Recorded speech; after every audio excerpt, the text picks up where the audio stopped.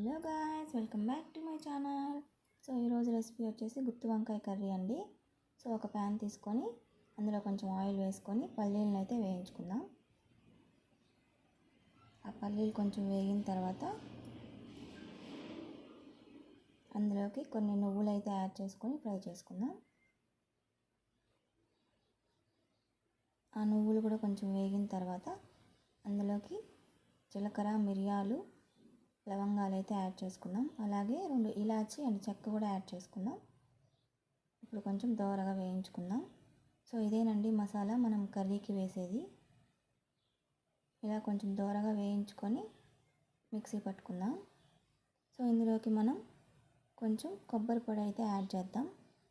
కొబ్బరి కూడా వేసుకోవచ్చు. సో ఒక 3 స్పూన్స్ అయితే వేసుకొని దోరగా వేయించుకొని మిక్సీ జార్లోకి అయితే తీసుకొని ఫైన్ పౌడర్ చేసుకుందాం.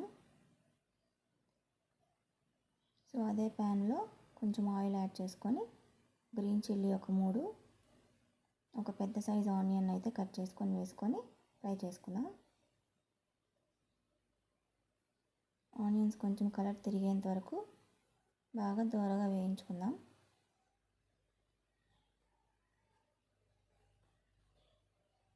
ఆనియన్స్ని, టమాటోస్ని కొంచెం దోరగా వేయించుకొని మిక్సీ పట్టుకుంటే టేస్ట్ బాగుంటుంది. సో ఇప్పుడు ఒక 2 టమాటోస్ కూడా యాడ్ చేసుకొని కొంచెం ఫ్రై చేసుకుందాం ఆయిల్లో. పచ్చిగా వేసే కంటే ఇలా వేసుకుంటే టేస్ట్ బాగుంటుంది అన్నమాట. సో ముందుగా ఫైన్ పౌడర్ చేసి పెట్టుకున్నాం కదా, అందులోకి ఈ ఆనియన్ని, టమాటోని కూడా యాడ్ చేసుకొని కొంచెం వాటర్ యాడ్ చేసుకొని పేస్ట్ లాగా చేసుకోవాలి. నెక్స్ట్ అదే ప్యాన్లో కొంచెం ఆయిల్ యాడ్ చేసుకొని ముందుగా కట్ చేసి పెట్టుకున్న గుత్తి వంకాయలను అయితే వేసుకోవాలి. ఇది కొంచెం ఆయిల్లో బాగా ఫ్రై చేసుకొని కర్రీలో వేసుకుంటే టేస్ట్ ఉంటుందండి. సో కొంచెం మూత పెట్టుకొని వేగించుకుంటే త్వరగా వేగిపోతుంది. సో అలా కలర్ తిరిగి కొంచెం మెత్తగా మగ్గేంత వరకు ఫ్రై చేసుకొని ఇవి కూడా పక్కన పెట్టుకుందాం. సో నెక్స్ట్ కర్రీకి వేరే ప్యాన్ పెట్టుకొని అందులోకి 3 స్పూన్స్ ఆయిల్ అయితే యాడ్ చేసుకుందాం. ఆయిల్ హీట్ అయిన తర్వాత కొంచెం కరివేపాకు, కొంచెం కొత్తిమీర అయితే యాడ్ చేసుకొని ఫ్రై చేసుకుందాం. అది కొంచెం ఫ్రై అయిన తర్వాత ముందుగా పేస్ట్ చేసి పెట్టుకున్నాం కదండి మసాలా, ఆ మసాలా అయితే వేసుకొని పచ్చి వాసన పోయేంత వరకు ఫ్రై చేసుకోవాలి. సపరేట్గా దీనికి స్టఫింగ్ అదేం అవసరం లేదండి.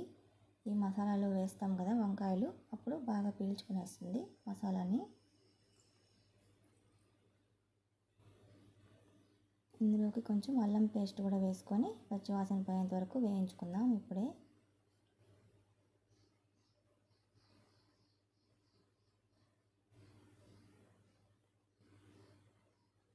ఇప్పుడు కొంచెం పసుపు, ఒక 3 టేబుల్ స్పూన్స్ కారం, అలాగే 3 టేబుల్ స్పూన్స్ ధనియాల పొడి, అలాగే కొంచెం గరం మసాలా యాడ్ చేసుకొని ఒకసారి మిక్స్ చేసుకునేద్దాం. మొత్తం బాగా మిక్స్ అయ్యేలాగా మిక్స్ చేసుకొని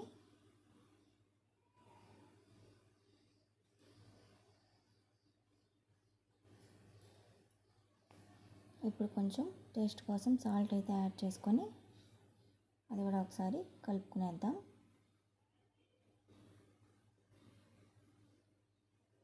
మొత్తం మిక్స్ అయిపోయిన తర్వాత ఒక 2 మినిట్స్ మూత పెట్టుకొని అయితే ఉడికించుకుందాం. ఆయిల్ పైకి తేలేంత వరకు ఉడికితే సరిపోతుంది. సో ఇప్పుడు ఇలా ఉడికించుకున్న దాన్ని ఒకసారి అయితే మిక్స్ చేసుకునేసి ఇందులోకి ముందుగా వేయించి పెట్టుకున్నాం కదా వంకాయలను కూడా వేసుకునేసి ఒకసారి మిక్స్ చేసుకుందాం. మొత్తం ఆ మసాలా అంతా దానికి పట్టేలాగా. సో చూడండి, స్టఫింగ్ చేయకుండానే ఇలా మసాలా బాగా పడుతుందన్నమాట వంకాయలకి. ఇప్పుడు తగినన్ని వాటర్ అయితే యాడ్ చేసుకొని ఒకసారి మిక్స్ చేసుకుందాం. వంకాయలు విరిగిపోకుండా చిన్నగా కలుపుకుందామండి.